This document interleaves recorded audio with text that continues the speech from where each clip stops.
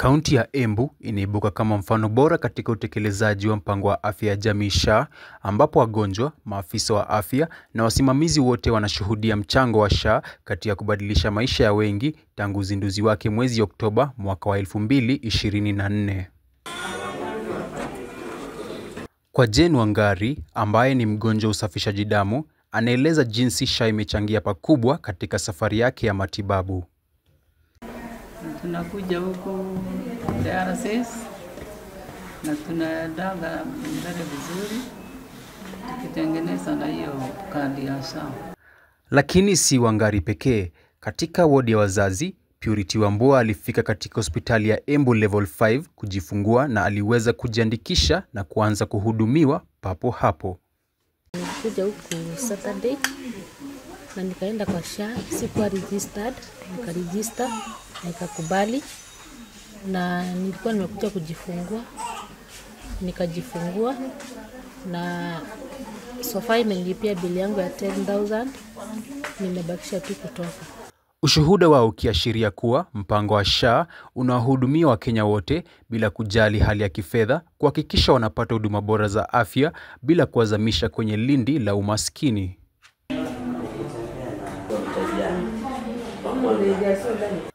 Mkurugenzi mkuu wa hospitali ya Embu Level 5, Bansi Wawira, akithibitisha ufanisi wa SHA, aliripoti kuwa wagonjwa waliolazwa katika Level 5 wananufaika kikamilifu na mpango huo ambao umepunguza mzigo kwa familia na kuboresha utoaji wa huduma.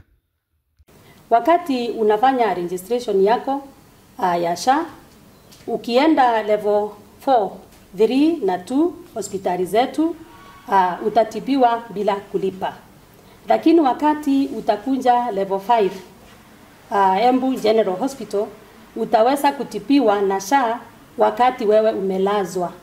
Kwa upande wake, waziri wa afya kaunti ya Embu, Jamal Runyenje, alisema vituo 84 kati ya vituo 104 vya afya ya kaunti hiyo vimewasilisha madai ya SHA, jumla ikiwa takribani shilingi milioni 232, akidokeza kuwa mchakato wa kuyajumuisha vituo vingine 20 unaendelea. Kwa sasa kama waziri mimi naweza kuconfirm SHA inafanya kazi hapa Embu. In total we have claimed across the county including Level 5 about 232 million kutokana na SHA zile ambazo tumefanya claim kutoka Oktoba wakati SHA ilianza.